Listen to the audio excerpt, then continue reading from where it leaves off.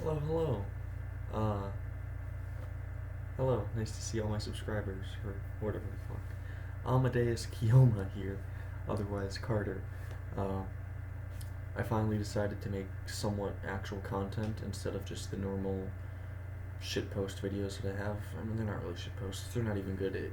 They're just dumb skits that I come up with in the span of a minute and say, fuck it. It seems like good content. But anyhow, uh, I figured I'd do what all small time YouTubers that have no idea what the fuck to do with their account, which is to make storytime videos. And that's what this one is going to be. It's a good old fashioned storytime video. Today's particular story is about the first time that I had done drugs, smoking, basically. It was a fucking interesting experience. Yeah, if anyone likes this video or enjoys the way I talk about this shit, or wants to hear more about my dumb fuck stories, I might make more videos, but this is just a trial run, basically. But yeah, I guess get into it. Um, to give you a bit of context about who I was around the time of when this happened, a couple months prior, or definitely during middle school, I was very judgmental of anyone that did any kind of drugs or drank or vaped. It's really ironic. But definitely during the middle school years and early high school years, I had a very black and white personality when it came to a lot of topics. I was very passionate about what I believed in. So, I firmly believed that any kid that was around our age or whatnot that was doing any shit like that, I fully believed they were absolutely fucking stupid. Um, I I don't know. That lifestyle just never appealed to me. A lot of my family members had already done that, and they just didn't turn out so well. Seeing the people at school do it, they were not that smart academically. I was smarter than them. I was very arrogant um, mindset about it, basically. So I judged them for it, and I thought they were fucking idiots. But fast forward to senior year of my high school experience, one of my acquaintances, we'll just call her Emily. Fuck it. Her name is Emily. Um, Emily and I wouldn't really say we're the best of friends. I don't even know if I'd say we were friends. We talked every now and then, mostly about political stuff. We kind of had opposing political views, so that's where most of our conversation came from. But she was definitely the smoker type, or she has smoked before. Um, I didn't think she was, I don't know, she was still okay to talk to. It wasn't like if you had done anything like that, I would refuse to be your friend, but I did kind of judge you for it. But I remember, I think it was in October. It was in October of 2019. Emily had asked me, "Hey, we should smoke sometime." Uh, Definitely during the junior and senior year of high school, my personality, I'd say, mellowed out a bit. I'm not sure how many of you can relate to this, but as kids, early teenagers, your beliefs are very strong, very firm, very black and white. And then as you grow older, you're just less passionate overall, I'd say, or maybe you're more open minded to a lot of this shit. At least that was the case for me. So when she asked, I kind of just said, sure. I didn't think too much of it. Uh, I just stopped truly caring about the whole thing as in general.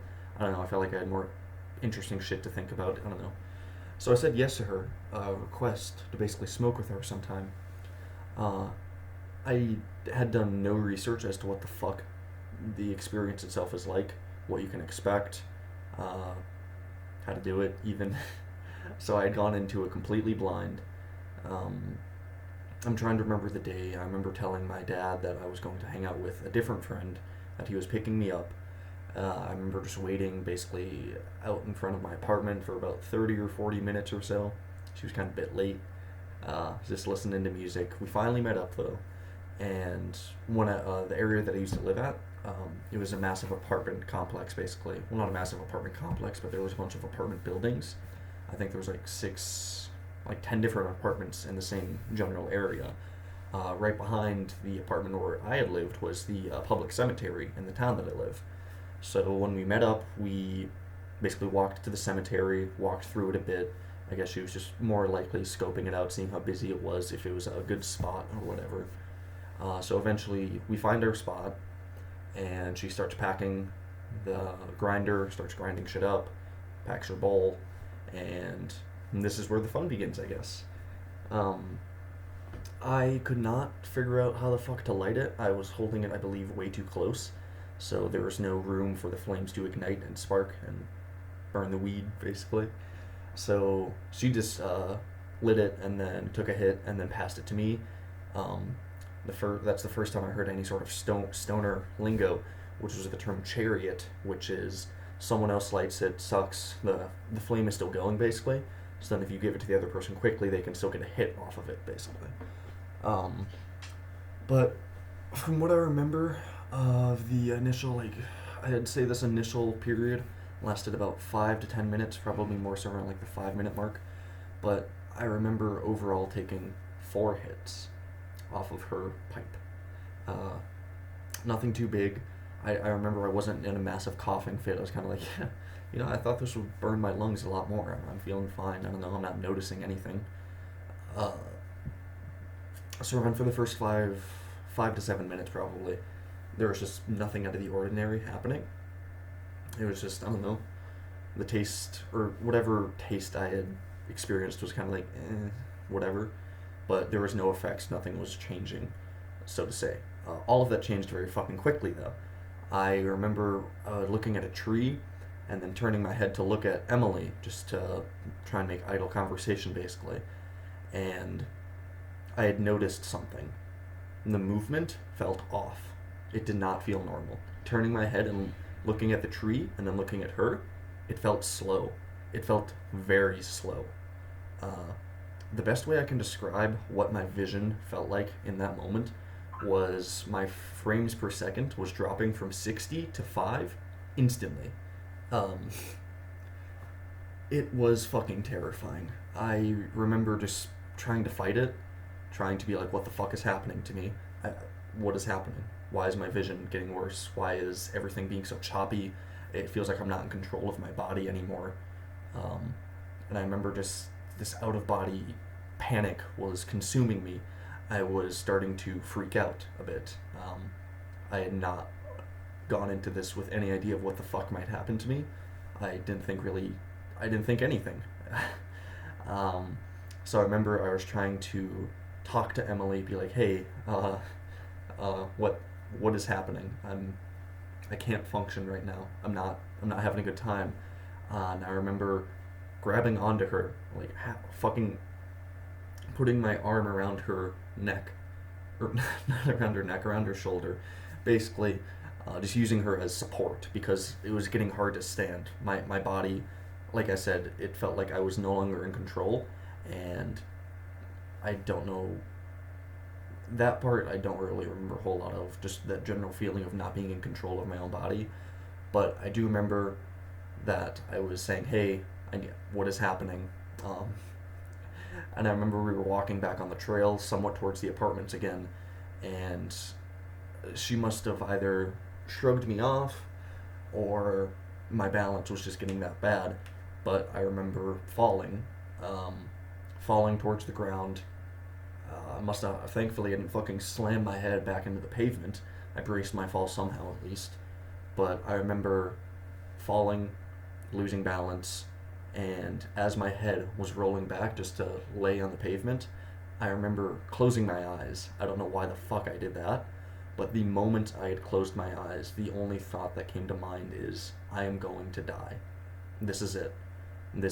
At the time I was 18, this is 18 years of experience and it's about to fucking end right now, right here. That thought fucking scared me more than anything else. I had never felt such an intense fear in my life up to that point. The fear of death had definitely been something that I had struggled with, still kind of do, but that's not the point. Point is that I never really made peace with it at all, so being confronted with it in such a upfront and personal way, it got me. It got me big time. I remember as soon as I had that thought, basically, of I'm going to die, I remember fucking just sitting the fuck up and just bolting back to my apartment. Um, it was about like a 3 minute run from where I was on the ground to back to my apartment, but I remember just taking off, not giving a fuck about anything. Emily, she was irrelevant at that point. I honestly, I do not. It was pure survival mode. It was the most fight or flight I have ever been in my entire life, I think. I remember hearing her laughing as I was running away. Um, Now that I have a bit more experience with this kind of shit, I can definitely see why she was laughing, because this fucking absolute lightweight takes four tiny tokes of a fucking hit, and he's just dying basically. um, so I remember running, the feeling of the burn in my lungs. I'm not that athletic at all, so I remember that was a very interesting feeling. But the amount of adrenaline that was just pumping through me, uh, was able to make it in relatively quick time, especially for considering how unathletic I am. Um, I remember though, as I was running back to my apartment, passing near a rock and just taking like a 4 second breather to see if this, whatever the fuck this is still affecting me. And I couldn't tell for about a second or two, and then I realized, nope, it's still fucking there. Whatever this is, it's still inside of me. I'm still altered. And that again just kind of brought me back into another set of panic. And that's when I just continued to run back to my apartment. Uh, I remember fumbling with the keys, being surprised that it didn't take that long. I got the door unlocked in about 10 seconds. I remember thinking to myself that, okay, good job, good job. You managed to fucking unlock your door, and you're not going to hyperventilate and fucking die outside of your apartment. I remember getting inside the apartment. Dad was sitting down in the kitchen area, which is the first area that you see when you walk into the apartment. He immediately notices, and I'm not, I'm not in any right state of mind to even attempt to try and play it off cool or some shit. Um, I was just absolutely blunt, as in, I fucking lied. I did not hang out with Gabe. I went with my friend Emily to go and smoke. I need to go to the fucking hospital. I'm about to die. That's more or less, I believe, what I kept on saying to him. That I need to go to the hospital, and that I felt, like I was dying. Thankfully, he had at least some moderate experience with drugs himself as a teenager, so he knew that I wasn't going to die. Pro tip: no matter how much you smoke, you're physically not going to die. You might feel like it, definitely. You can definitely have induced panic attacks, increased heart rate, but physically it will not kill you. But I remember he just told me to take a seat in the living room on the chair, and to just take deep breaths in, out, and just focus on calming down. He said that he'll bring me a drink, he'll bring me some snacks, he'll start making some food just so I can calm my mind. I can't remember what snack he brought me first, but as I was sitting in the chair, I think I was just focusing on breathing, basically. He brought me an ice cream sandwich, and it was pretty alright, from what I remember.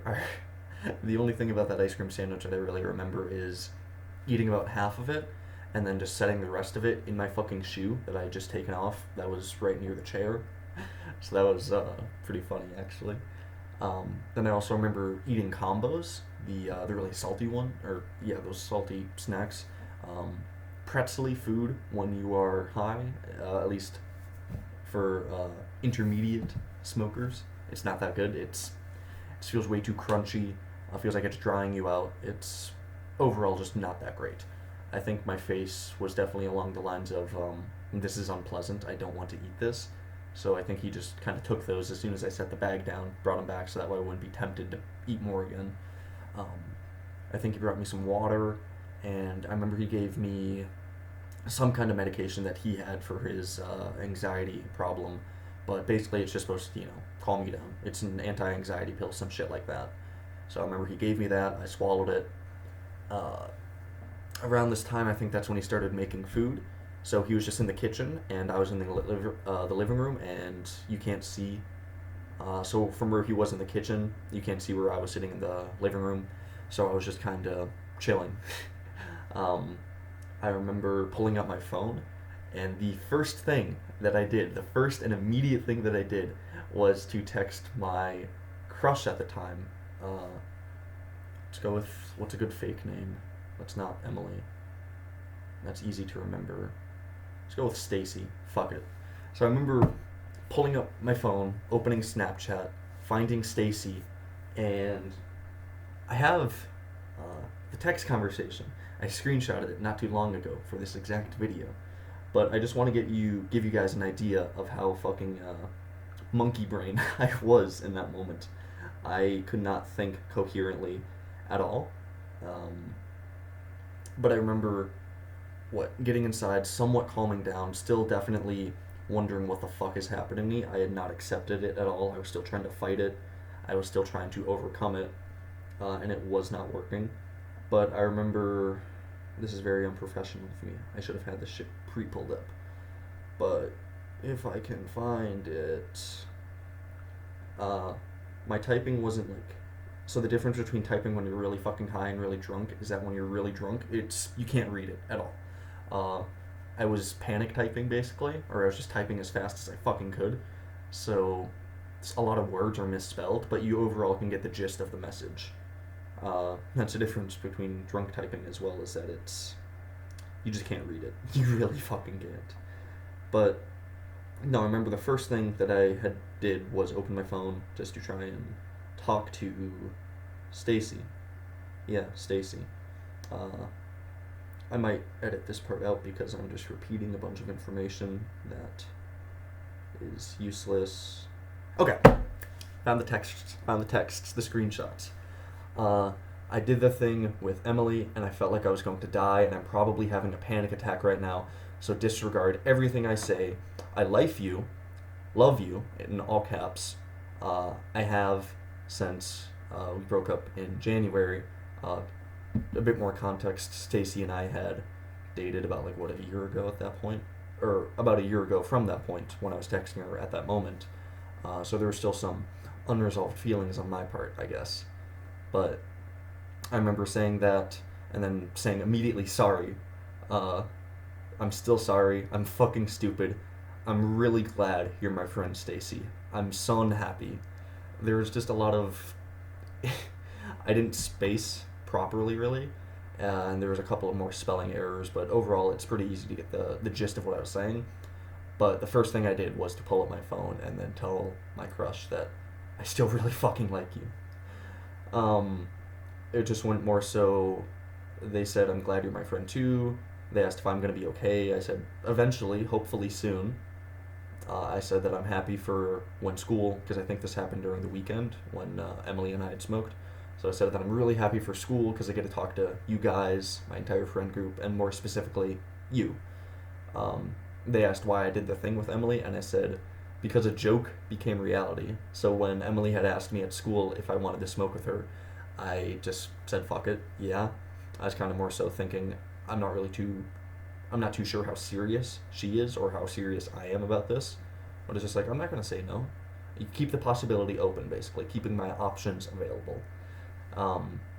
So yeah, because a joke became reality, I was bored and you were at work. I'm always kind of sad when you're at work because then I can't speak with you. But it's good. You're doing good. Good, Stacy. I was fucking talking to her like she was a dog or some shit. I was just, as soon as I had started texting and whatnot, this just became my entire focus, this conversation that I was having. So all those feelings of dread, of dying, the panic and whatnot, those just began to fade away, thankfully, and more so it was just me focusing on texting her, telling her how I felt at the time. I think probably around that time is when the anti-anxiety medication that my dad had given me had probably kicked in, so that also helped. One thing, though, really dangerous is that mixing pills while also smoking, not a great idea. Don't do that. It can fuck you up.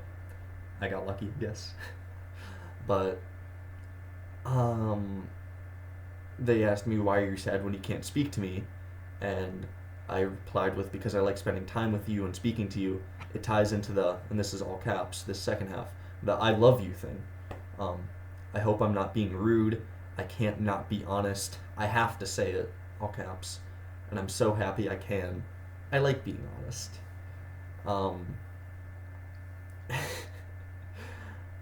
I don't think I'm going to read the entire conversation. You more or less get the gist, but the overall emotion that I had felt at that time was an overriding sense to be honest with her and how I had felt about her. I was just being really fucking cheesy and shit. Uh, but it was just a bunch of me repeating myself. That kind of happens when you're high. Uh, I know I'm trash sometimes, but I'm so happy that you were there for me. Uh, Hell yeah, I'm not myself. I'm me, the honest, happy to sad, instantly me. This has got to be so strange for you. I'm sorry, but this has got to be kind of funny. Um, so then it was just more conversation about, hey, why? Why did you start liking me when? Um,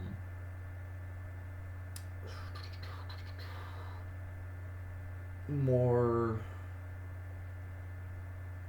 Another thing that was somewhat interesting, I guess, is that it was just a lot of cringe shit. It was normie as fuck. That's the best way I can describe it. I then was talking to her about how I had felt 30 minutes prior to when I started texting her, which was the whole, feeling like I'm gonna actually fucking die. Uh, I'm surprised that honestly didn't send me back into a fucking panic attack. The thought of it was by far the most powerful experience of fear I've had my entire life still. So I was very surprised that just thinking about that didn't send me right back there. But thankfully, once you have your phone out as a kid, it's so easy to become sucked into a conversation. At least for me, typically, if it's an interesting conversation. And this was very fucking interesting to me. I had to be absolutely honest with her about how I felt about everything, why. I don't know. It was just looking at my typing now. It's just funny. It's not. You can get the gist of what I'm saying, but it's just typed really fast. There's a lot of capitalization for no reason, no punctuation at all. Stacy had asked, "Do you think Emily's gonna have you try and do this again sometime?" My response is, probably. She was laughing when I said I feel like I'm dying. I tried screaming at her, but I think it was a whisper. That, actually, I do remember. The sound of my own voice, it felt very weak, and that my voice was not being heard at all. It was odd. So I hit the road, and I thought, man, I might die. I don't want to die. So I ran back to my apartment, which has helped things greatly. It's like I'm trying to wake up, but I can't. Everything I think, I have to say. That is basically their overall emotion. I don't know if I'd say it's an emotion, but the mindset that I was in. Anything I think, I have to say. If anyone had asked me what I had thought about them, if anyone had a conversation with me, I would have straight up told them how the fuck I felt about them as a person. Whether it's good or bad, I had this overriding need to be the most honest version of me. I don't know why. If anyone else has ever had that happen for the first couple of times they've smoked, mention something in the comments, because I'm kind of wondering if it's a rare thing or if a lot of people have experienced that. But I was more so just talking, yeah, I really like you. Maybe in the future, the sober me will make up some bullshit excuse to try and deflect, but right now, I'll say it anytime. Trying to find more interesting. Okay, so this one as well was pretty funny, I'd say. Saying, I really wish I could tell you all this in person. That'd be lit, fam. My school had a very cringe way of speaking, or at least my friend group did. So engaging in like fucking middle school, even like before middle school, that kind of degenerate speak, that was the inside joke that we constantly had among our friend group. It felt really weird to do while high, basically. But I remember saying, yeah, this is an oof moment. Once this passes, I'm gonna think, what the fuck was I doing?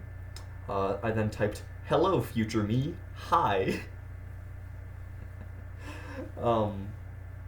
So yeah, hello to past me as well. I remember, what else was interesting about this conversation? Like he said, like I've already said, you kind of probably already get the gist of it. Got really high. Well, for someone that had never smoked before, had no control over what the fuck I was saying. I just had to be absolutely honest, tell everyone, well, tell her at least what was on my mind about her, personally. I remember the concept of time being very irrelevant. I think overall, the strong part of that the high feeling basically lasted for about 4 to 5 hours or so. I remember feeling it around like 9 o'clock or so at night when it finally like wore off slightly. And I remember still just being a bit out of it, but it wasn't like I was still in the throes of this experience. I had somewhat broken free of it, but there were still some remnants within me. Uh, I do remember the next day as well feeling very light physically. No mental, nothing mental still, but I just felt light physically, which was interesting. Um, more talking about feelings, a misspeak on my part. I think it's pretty funny. Um, I love you. You're fucking awesome. I'm happy I know her. And then I immediately auto corrected myself to you. And then they said, bitch, who's her? I responded with, hey, I'm on drugs. I need slack. Um, what the fuck else? As far as this, yeah. You most or probably get the idea. But it was just a really long, winding conversation that involved me spilling my guts, basically. Um, so that was pretty interesting as an experience overall. When it came to what else was happening, the group chat, or one of the group chats that I was in, a work-based group chat for the crew trainers at the place that I work at. I remember just sending a video of me just, fucking. I don't remember what I was doing. I was smiling. I was making some dumb fucking comment or some shit. It was very obvious I was high. I think I remember deliberately saying in the group chat, I'm fucking high. I smoked and I'm kind of losing my shit. None of them had believed me because up until that point I'd been never done anything, never really seemed like the person that would, I don't know, I'd always been like the best student in class, top A's, great with teachers, never that notorious lifestyle. I was always a good kid, basically. So I remember initially texting that group chat. No one really believed me. And then I remember this line, I will never forget it until the fucking day I die. One of the people in the group chat just said that Carter's in a game of Fortnite right now. And that filled me with an irrational sense of anger at him. But I remember it was fucking interesting. I remember one of the other people in that group chat, they were like, okay, you need to calm down a bit. They sent me a lo-fi video to just listen to and just mellow out, basically, because that's what the fuck I needed to do. I don't think I ever listened to it in that moment, which I regret not doing. It's a good fucking mix. I might include it in the description, honestly, because it's really fucking nice. But yeah, texting Stacy, that was the majority of the time spent high. I think that conversation went on for probably 3 or so hours. Actually, it went on the entire time, up until I went to bed that night, I believe. But it was just more so, especially while I was intoxicated, me repeating myself, talking to her how I felt, being absolutely honest with her. And then once the effects finally wore off, mostly, I could still tell that there was at least some influence of what I had smoked still in me, but I felt moderately in control again. So I remember telling her that, and then being like, yeah, even though I was intoxicated, I don't regret any of the shit that I said. Yeah, the group chat, crew trainer group chat, being told that I was in a game of Fortnite. I think overall, that's about those are the most interesting tidbits of the story. I also do remember posting on my story that it feels like a dream and I can't wake up. I didn't expect it to be this strong. Not being subtle at all about what the fuck I had done. So I remember a couple other people that night had just messaged me being like, you fucking idiot, why'd you smoke?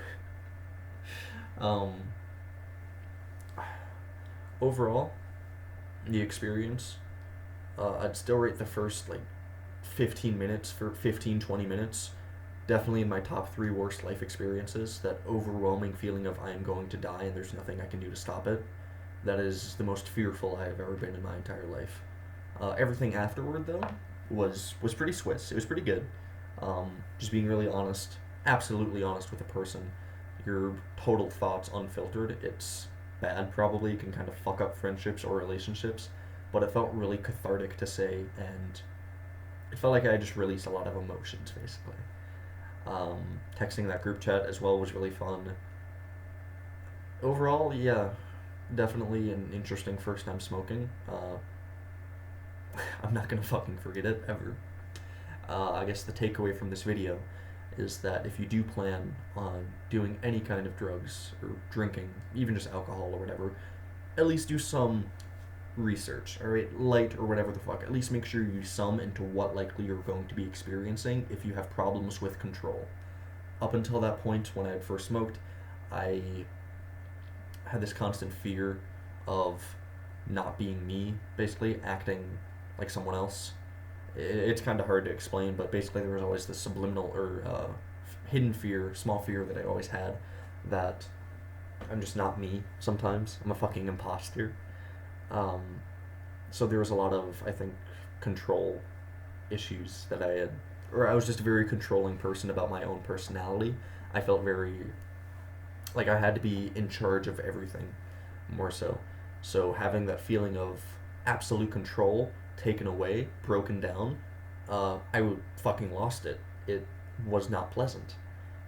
So overall, if you are planning on ever trying any of this, which I think legally I have to say, don't, because YouTube. But if you do ever happen to, do some research.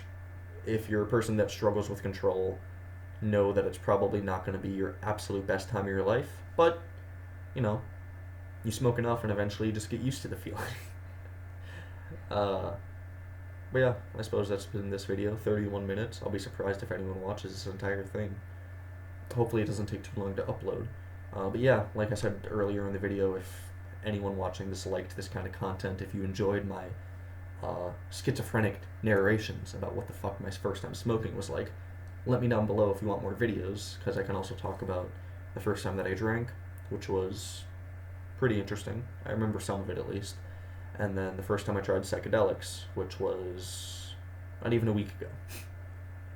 But yeah, that's this video over. My name is Amadeus Kiyoma Carter, signing off, I guess. Yeah. Have a good rest of your day, guys.